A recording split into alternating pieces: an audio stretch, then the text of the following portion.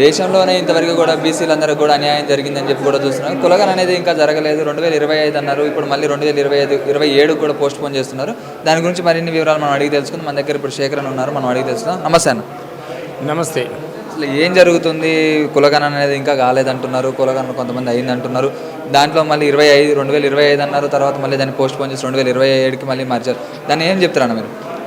ఇక్కడ రాష్ట్ర ప్రభుత్వం, తెలంగాణ ప్రభుత్వము ఒక కుల సర్వే నిర్వహించి దాన్ని గవర్నర్కు పంపించి గవర్నర్ ద్వారా కేంద్ర ప్రభుత్వానికి బిల్లు చట్టం చేయమని చెప్పేసి రాష్ట్ర ప్రభుత్వం పంపించింది.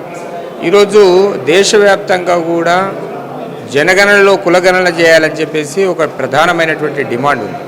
ఆ డిమాండును పరిగణలోకి తీసుకొని కేంద్ర ప్రభుత్వము 2027 మార్చి తర్వాత మేము జనగణనను ప్రారంభిస్తాం, దాంట్లో కులగణనను పరిగణలోకి తీసుకుంటామని చెప్పేసి మంత్రివర్గం ఏదైతే నిర్ణయం తీసుకుందో కేంద్ర ప్రభుత్వం, దాన్ని స్వాగతిస్తున్నాం. కానీ షెడ్యూల్ ఏదైతే ఉందో 22 నెలల తర్వాత 21 నెలల తర్వాత, అంటే దాదాపుగా 2027 మార్చ్ అంటే అంటే దాదాపుగా 21 నెలల తర్వాత మరి ఇంత కాలయాపన చేయాల్సినటువంటి అవసరం ఏముంది?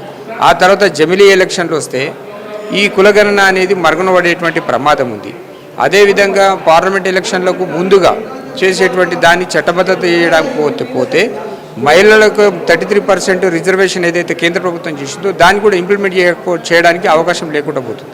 ఇవన్నీ కూడా ప్రమాదం ఉంది. కాబట్టి కేంద్ర ప్రభుత్వం తీసుకున్నటువంటి నిర్ణయం ఏదైతే ఉందో వెంటనే ఈ 3 నెలలు 4 నెలల లోపల ప్రారంభించి దాదాపుగా 6 నెలలు కాకపోతే సంవత్సరం లోపల మరి దీన్ని జనగణన పూర్తి చేసి బీసీలకు రావాల్సినటువంటి హక్కులకు చట్టబద్ధత కల్పించే విధంగా 42% రిజర్వేషన్ రాజకీయ, ఉద్యోగ, విద్యా అవకాశాల్లో కల్పించాలని చెప్పి డిమాండ్. ఏమంటున్నారంటే రాష్ట్ర ప్రభుత్వం ఏమంటుందంటే ఇంతవరకు మీరు లోకల్ బాడీ ఎలక్షన్స్ పెట్టలేదు ఎందుకని అడిగితే, లోకల్ బాడీ ఎలక్షన్స్ కూడా ఇప్పుడు కులగణన అనేది ఉంది, ఆ కులగణన మొత్తం అయిపోయాకే పెడదామని చూస్తున్నాం. దాని గురించి మీరేం చెప్తారండి?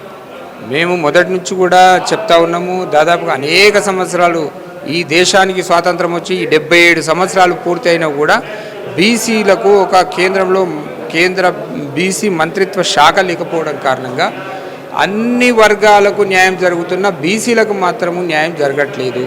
చట్టబద్ధత లేని కారణంగా ఈరోజు ఒక అసెంబ్లీలో కానీ పార్లమెంట్లో కానీ చట్టసభల్లో ప్రత్యేక కోటా కింద బీసీలు మెజారిటీ పీపుల్స్ అడుగుపెట్టేటువంటి అవకాశం లేదు. దీన్ని పరిగణలోకి తీసుకొని అనేక సంవత్సరాలుగా బీసీ నాయకులుగా మేము ఉద్యమం చేస్తూ ఉన్నాం. ఈ ఉద్యమ ఫలితంగానే ఈరోజు రాష్ట్ర ప్రభుత్వం, కేంద్ర ప్రభుత్వం కొంత కొలికి వచ్చింది. అయితే ఇప్పుడు మేము ఏమంటున్నామంటే దీన్ని ఏ విధానం ద్వారా మీరు చేస్తూ ఉన్నారని చెప్పి మీరు ఏదైతే షెడ్యూల్ ఇచ్చారో ఆ షెడ్యూల్ ప్రకారం కాకుండా దాన్ని రీమార్గేషన్ చేసేసి వెంటనే దీన్ని ప్రారంభించాలి. దీంతోపాటు ఏదైతే స్థానికంగా తెలంగాణలో స్థానిక సంస్థల ఎలక్షన్లు కూడా డిలే చేయడం మాకు కూడా ఇష్టం లేదు. ఎందుకంటే 7th ఫైనాన్స్ నిధులన్నీ ఆగిపోయి కేంద్రం నుంచి డబ్బులు రాక గ్రామీణ ప్రాంతాల్లో చాలా ఇబ్బందులు పడుతున్న విషయం మాకు తెలుసు.